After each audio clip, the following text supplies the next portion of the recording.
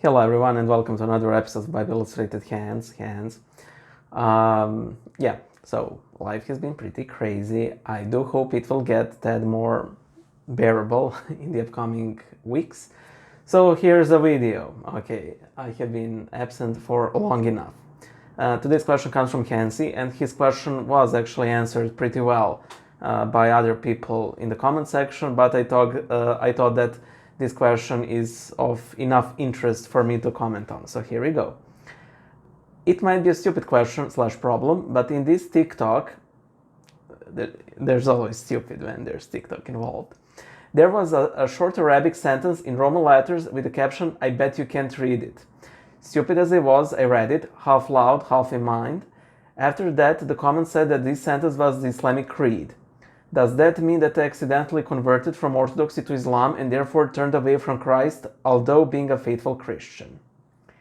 Thank you for your question and slap.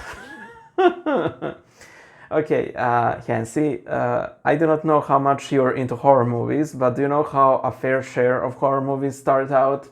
You know, somebody is in some creepy cabin in the woods, and they go to the basement, which gets miraculously unlocked, and there's this creepy spell book bound in human skin and written in human blood. And the person comes, "Oh, what is this?" And they open the book, and when they open the book, you kind of hear like, "Evil," and "Oh, what's that?" It's probably the wind. And they open a totally random page, and "Oh, what does this mean?" "Ti costulta que legi in antiquo libro," and then the whole demons break loose. Yeah, there's something about it. Okay, first, don't read stuff you don't understand. God knows what it can be.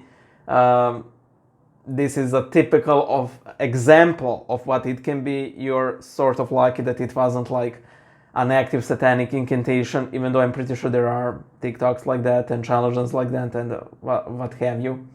So I think that you need to confess this, honestly. But even though I'm very much pro not burying a priest in context and similar things, I think that if you confess this, you should give some context, because if you say that you apostatized, it will kind of sound like, you know, you went on atheist convention or something and declared yourself not Christian. But this is not what it is. This is simply you being very naive. I doubt that this was apostasy. It wasn't, because you had no idea what you were reading. But again, let us remember that very often during the persecutions of Christians in early Christianity, the tormentors would have Christians commit apostasy by accident. For example,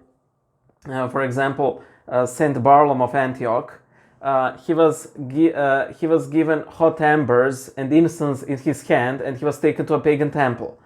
Now, what the Romans had hoped for that he would do, that he would in rage throw those blazing coals at the idol, and by accident covering it in incense and in a way offering it worship. However, the martyr simply stood fast. He kept holding that coal until his whole hand was completely charred.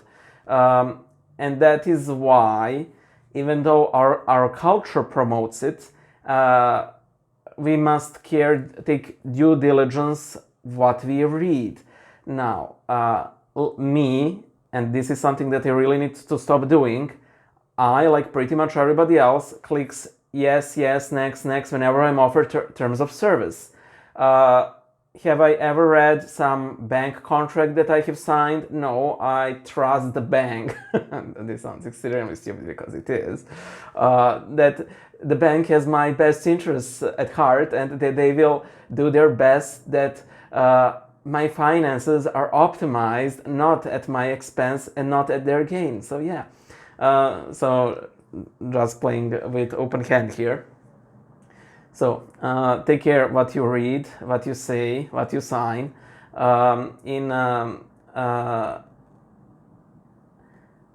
There is this great tune called Consumite Furore, meaning expand your rage, from a horror game Phantasmagoria. And it's basically a prayer to Astaroth to enchant a stone. And I really like the melody. So I posted the lyrics to it on my Facebook page, like in Latin, not knowing what it was, idiot.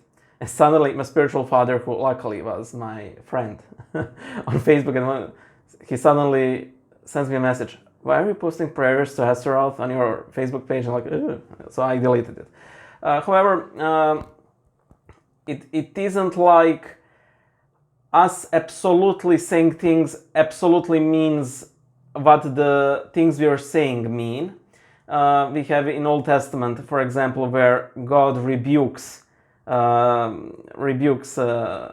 chosen people when he says, what is this saying that goes among you, that I take vengeance upon the 7 generations, or something along those kinds. So basically it is quoting something that God perceives as blasphemous. And let us also not forget the famous verse from the Psalms.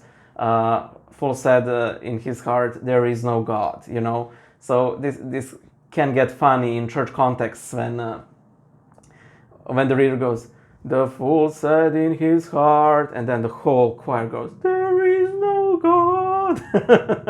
You know. So just take care about the things you say. Do not do this again. This does not mean you have like fallen from Christ, but this is a good lesson for you, you know. So take care, bro. Bye.